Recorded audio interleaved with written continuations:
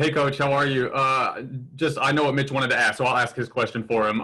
He just wants to know, for Aaliyah this season, how much better has she gotten over this offseason? And do you think she could be a contender for the National Player of the Year? Aaliyah is a highly driven and motivated young lady. She definitely has gotten better. I mean, her outside shot is much improved, although, her mid-range was pretty accurate. But she's spreading the floor a little bit more with adding a three-point shot. And she's been pretty efficient. I know there will be some, transition when it comes to doing it in a game and doing it as consistently as she's been doing it in practice. But it's good to know that, she doesn't mind shooting it, and she's accurate doing it, and she takes good shots. So national, I don't know. There's another player in college women's basketball that can do the things that Aaliyah does at her size, her ability, her agility, her court awareness, her intellect. If she's not in the conversation of being player of the year, you're reading it wrong. You have blinders on. Let's go to Chantel. Hey, Coach. Aaliyah was talking a little bit about, how the team was kind of bonding over watching WNBA games. I saw you on Twitter cheering them all on. Have you seen kind of any impact in being able to see, just former teammates and then even Asia, what they were able to accomplish in this WNBA this year, and just how has it impacted the team? Well, they're a pretty close-knit group. Obviously, they really enjoyed seeing Kiki and Ty because they have a personal relationship. They played with them. So I know they were locked in a lot more than probably they usually have been. Trickle down effect, I don't know. The players that we have they're focused. They want to be pros. So they are advancing their careers by investing in watching the game. And it's a beautiful thing when you really know somebody that is doing what you dream of doing. You pay a little bit more close attention to it, and that's what they're doing, which is great. Carolyn. Hey, Don. Going through the end of the season last year the way that it did, with COVID shutting down everything, really snatched away an opportunity for you guys to go after another national championship. How motivated have your players come in? I remember from last year's team, you talking about how their energy made you want to come to practice. Is that the same? Are you getting that same kind of feeling from this year's team? Practice, just like last year, was the best part of my day. And it's the same for this year. We'll look a little different in that we lose a player like Ty, and then the aggressiveness of Kiki, just personality wise, and her ability to shot block and make big shots. They leave a big hole, although the players that we have fill them quite nicely for right now. And right now it's just practice, but I do think we'll feel it probably more so Ty's absence, because she's a 4-year, she was a 4-year starter for us. And, for Zaya and Henny, they didn't have to do it full time. Somebody's going to have to do it full time. One of them, at any given time during a game, and that's been a little bit of a transition for them. So we're playing, although today's is the official day of practice, we've been practicing them for a couple of months now. So we're now starting to play situational basketball, and there's a difference, but we have to try to put them in as many scenarios as we think our opponent is going to put them in, and they got to be better decision makers all around. And I know you use this term as a term of endearment, as a compliment. You compliment players. I saw on Twitter you talked about Agumbawale as a killer. Mm-hmm. So who is it on your team this year that we can look forward to that's going to be a killer? Well, I mean, we have a few of them, to be quite honest. I mean, when you think of like personality and, you know, just outwardness as far as being a killer, Uzziah Cook comes to mind. You know, but Bree Bill's a killer, you know. She's talking a lot more, but she's a killer. Aaliyah Boston, killer. LA, killer. V, killer. I mean, they all have a killer mentality, but they're super nice. Like, you know, it almost bothers me how nice they are. I mean, to a certain extent, because I asked them a question like a week or two ago. I'm like, can nice players win a championship? And obviously they said yes. And it's a question that really, you know, bothers me. Then I posed this question to Cheryl Reeve the other day, because she asked me about our team, and I'm like, you know, I told her about the question I posed to our players, and then she gave me a good answer. She was like, you know, I had Maya, I had Lindsay, I had Sylvia. She said they were all nice. They were really nice people and players. And she said, and then, you know, they had an asshole of a coach like her, and it worked out. So, you know, somebody's got to have it. And, you know, I can be an a-hole at times, but I can't play. You know, I can only talk. You know, but, you know, they have an incredible, insatiable desire to compete. That's what I love about them. It doesn't matter. Like they compete every single day. They don't make all the right decisions, but it's not going to be from them not being competitive. So you can. That's what we're for. We got to teach them how to, you know, recognize things in their competitive environment and nature. And if I could ask one more question, and watching the SEC football, it just seems like the defense is behind because of COVID and not having contact and that kind of thing.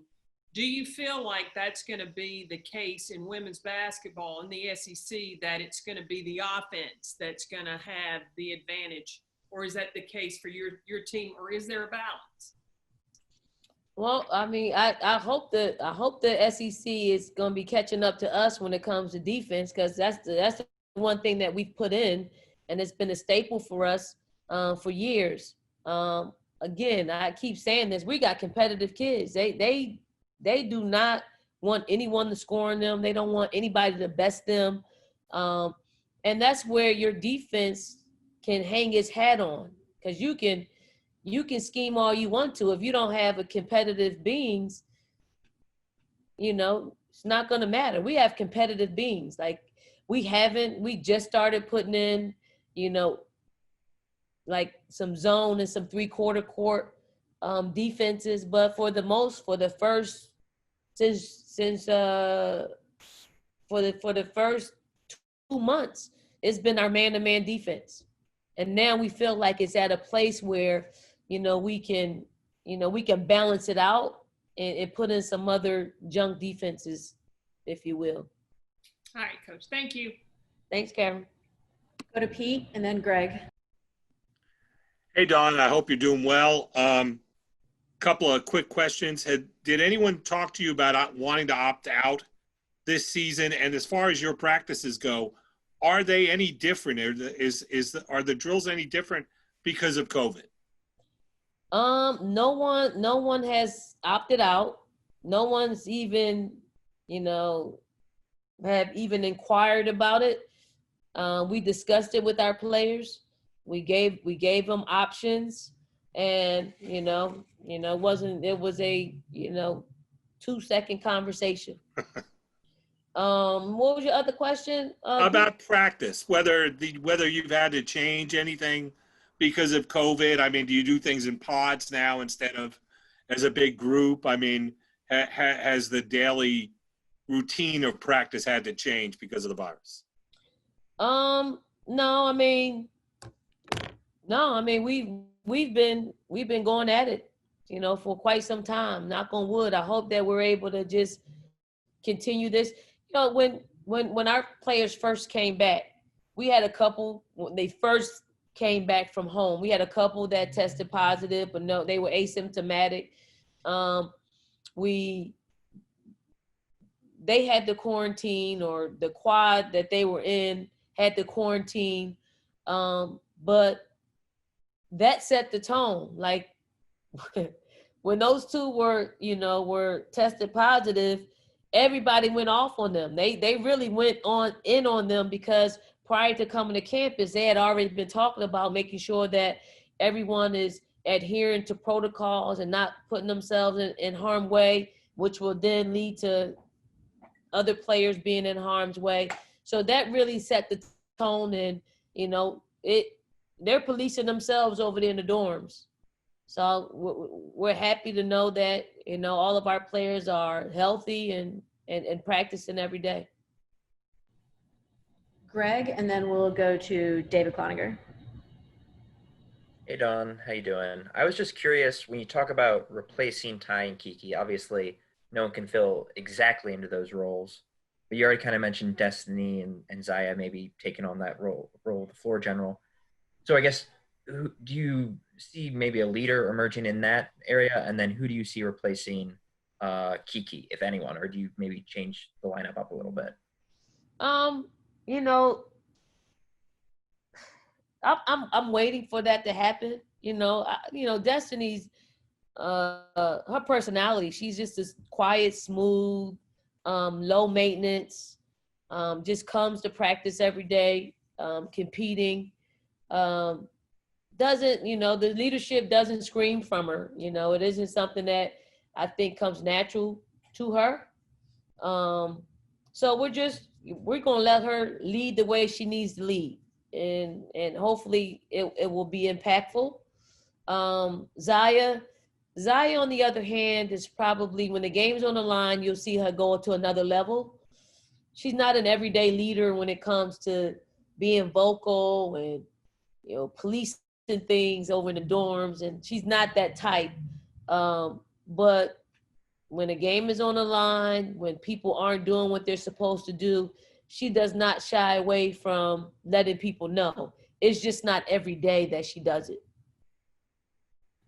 But our leadership is more than likely going to come from our bigs.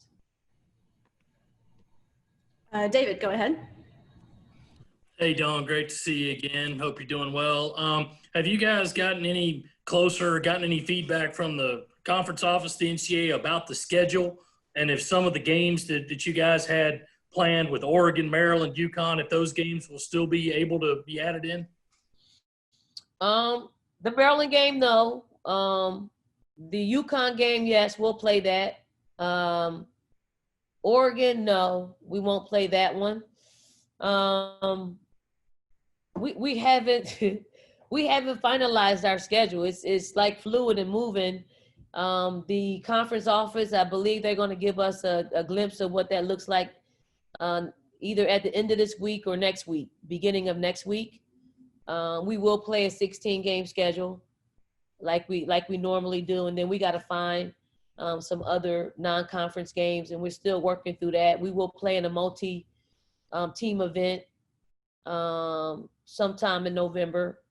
I don't want to say which one it is right now, because I hope by not saying it's a go. And then some other people. I think Temple's still on. Duke, all the ACC schools, like the ACC schools, they're playing a 20-game conference schedule. So they're only going to play 4 games outside of their conference. And unfortunately, they don't want to use one of those to play us. So we'll have to pick up, next year, hopefully. And also, a small point because there's a lot more going on, but have you talked with Ray any about how to recognize last year's team in the arena? Will there be a banner or something like that? I mean, I haven't talked to him about that. I think we're going to do something, but I don't know what it is. I think he's got bigger fish to fry, other than that. And we know what we've accomplished. If something tangible is going to be hanging or not hanging, we get rings. So we'll get some rings. So I'm happy that our players will be recognized as something, the number one team in the country last year. Let's go to Howard and then Rick Henry. Dawn, great to chat with you as always. Got a couple for you if I could. The first is just jumping off of what you were just talking about. Scheduling this year, it's hard to reward people for playing a tougher schedule or a lesser schedule when so much of this is out of your hands and out of your choice. So I'd like to make you emperor of basketball for a moment and ask you, how would you set up figuring out the NCAA tournament, seeding, etc.? Well, we actually talked about this today on our SEC head coaches meeting, Zoom today. And because we're losing so many big games, the Maryland game, Oregon game, all these games that we had set up, and for reasons that's outside of our control, we're probably gonna get penalized. I think there should be discussion on what the schedule was supposed to look like, and check some boxes off when it comes to us. And also you got to look at past history. We've always played a tough non-conference schedule, and we very much want to do the same thing this season just so we can control our own destiny. So I think there should be some room for discussion for those teams that had a pretty good non-conference schedule that COVID got the best of it. Are there other things that should go into account? I mean, how do you figure out who are the best teams if you're a committee in that situation? I don't know. I don't even know how they do it prior to COVID. So I don't know. I mean, do you? And it's the net too, so it's different than what we've had in previous seasons. So I don't know how that will play into it. I know that we want to schedule the best games. We don't have any guarantee games on our schedule right now. So we want to play the very best teams out there. We don't know what's going to happen in conference. We don't know, positive testing, what impact that will have on our season. So I just like to, speak as loud and clearly as in wanting to play the best schedule non-conference schedule that we can play. And if that ends up being that great, if it doesn't, know that we would like for that to have happened.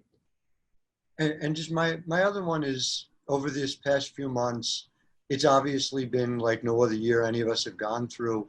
What was the strangest, the most 2020 part of your 2020 experience, would you say? The strangest would probably have to be the strangest but best is us already being done with our recruiting class of 2021. The strangest thing, which is, one of the players that we got a commitment from, I had never spoken to. I would text and she would never text back. And then all of a sudden COVID hits, she's texting me now. We text every single day of it.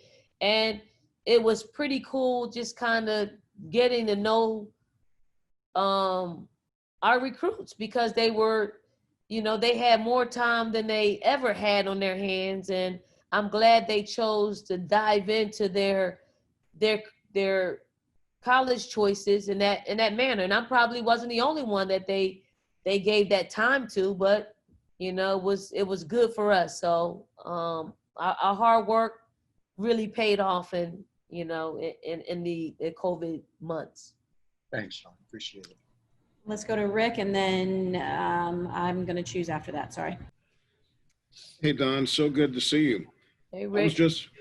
was just wondering, is this the most anticipated preseason of your career, both as a player or a coach?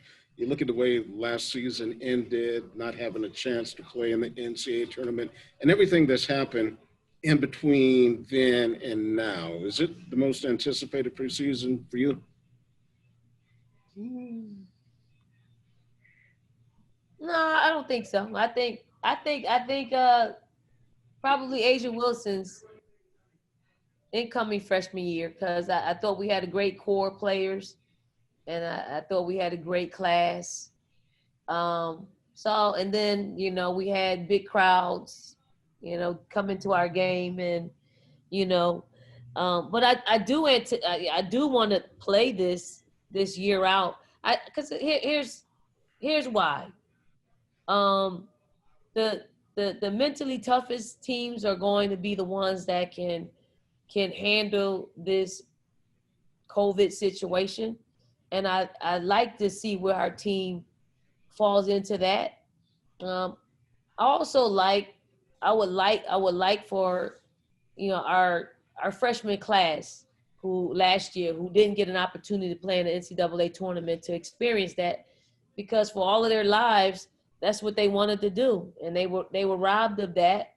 And then, you know, to continue to grow as a coach, to continue to work with young people and watch them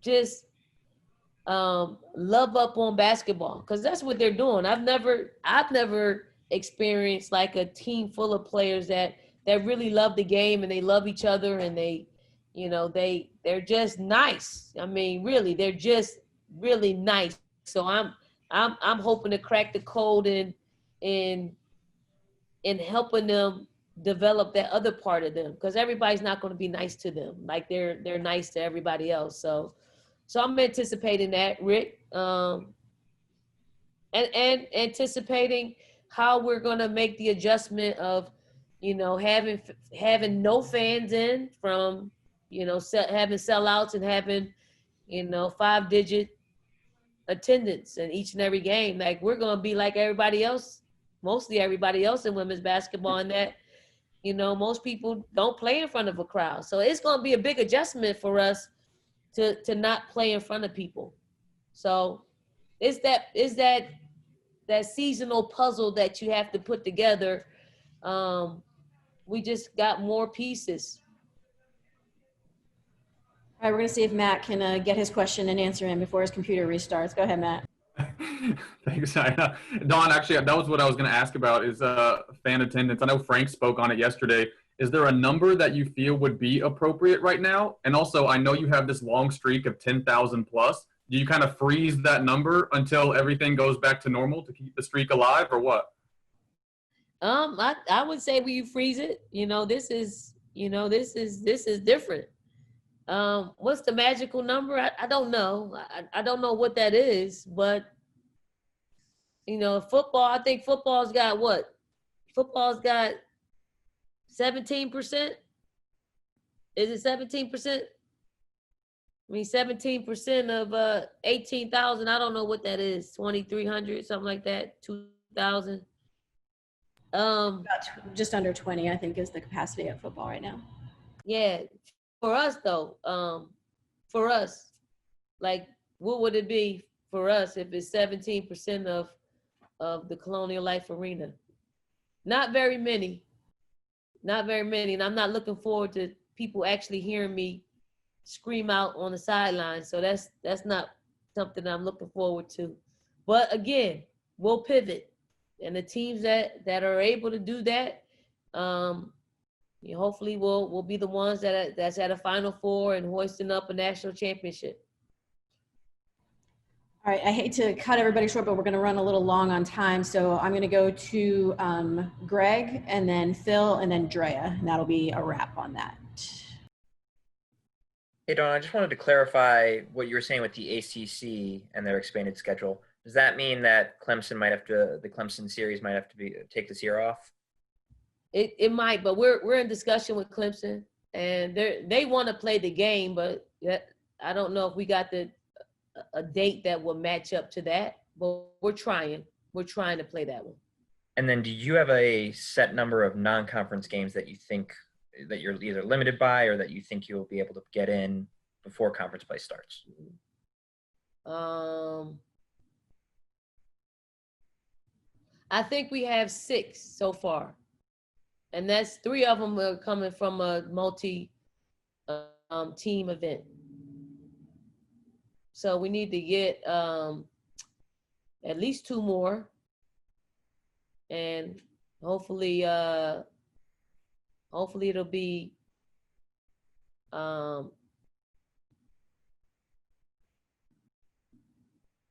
we got enough. We can actually, it's 25, so we can get up to 9. All right, Phil, go ahead.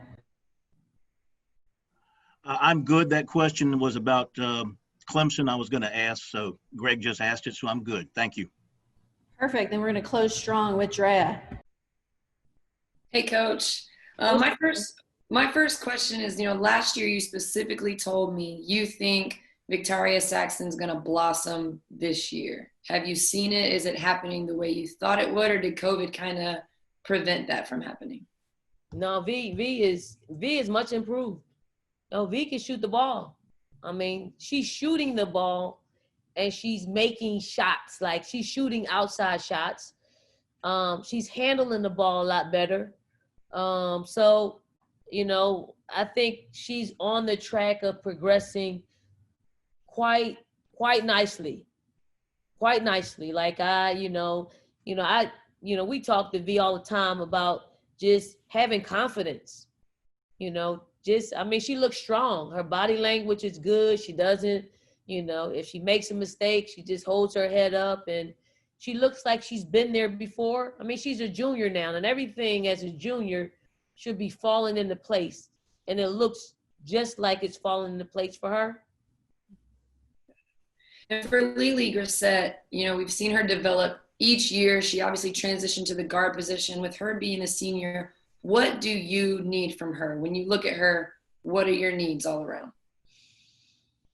Lily needs to be the same, that she's been, really high energy.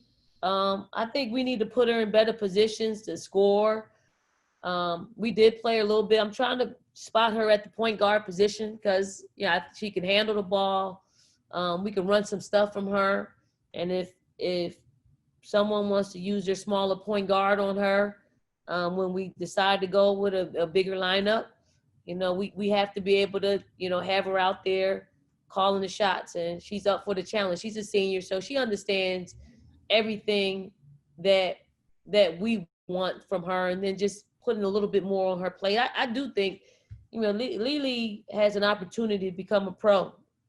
I do believe she's big, she's athletic, she has elite athleticism, and she's got a knack for rebounding and being around the ball. She's huge. I mean, she's 6'2". She can dribble, but I think teams will look at her. They certainly came up to me last year asking about her. It seemed like last season, I only have 2 more, players seemed very settled into their roles and confident and comfortable in their specific role for the team's success. Do you feel like that's going to happen again this season, or will there might be some competition between players fighting for some playing time? The competition's there, but it's a healthy competition in that, we haven't even talked about Letitia. Letitia looks like a totally different player than she did last year. And, people probably looked at Letitia last year, and they probably looked at me and probably said, why do I play her so much when she's probably not performing as much as, we need. Here's why, because I didn't want her to have another freshman year this year. Like because she got game experience, you know, she understands it won't be her first time doing it again when we start to play again. So, I mean, I'm quite sure she's looking at Victoria. She's looking at Aaliyah. And she wants some of those minutes that they got last year. And it's a very healthy thing. I mean, we've also have stressed how good of a, you know, how much depth we have, and how, you know, we need some bangs off the bench, and, you know, they're embracing whatever role that we give them right now. But it's innocent time of the year, you know, but this team is so nice that, you know, that's a good thing. When they're nice, they're not going to bark at the coach too much. And my last question, you talked to me a lot about going in your bag offensively as a coach, but you also had a veteran point guard, so it was easy to kind of throw things out there. Do you think you'll be able to do that this season, or will it be a little more condensed since you don't have that experience at the point guard position? Yeah, it's going to be a lot more condensed, a lot more. Our playbook will probably be cut in half to probably 25% of what it once was. I just think we got young point guards, meaning they haven't had to play the position full time. So and then they're different. They score the ball a lot more. They're more aggressive offensively than Ty was, like, over the course of a 40-minute game. So we have to put them in positions of being aggressive, and then being able to read and make good decisions once they've become super aggressive. Thanks. And Andrea, sorry, I got your text message and we were at practice. I meant to text you back. But no one's allowed on campus. But when it opens up, you're welcome to come and watch us. Got it. That was Coach Law. Coach Law. Yeah, I told her that you text me thinking that she would remind me, but she didn't remind me. No, it's fine. It's okay. I understand. All right. Thank you so much, Coach. Thanks, everyone. Like I said, I apologize that we didn't get to everybody's questions, but I hope we got a good cross section, and we'll circle back and reconnect again in a couple of weeks, I think. So thank you, everyone. Thank y'all. Y'all be safe.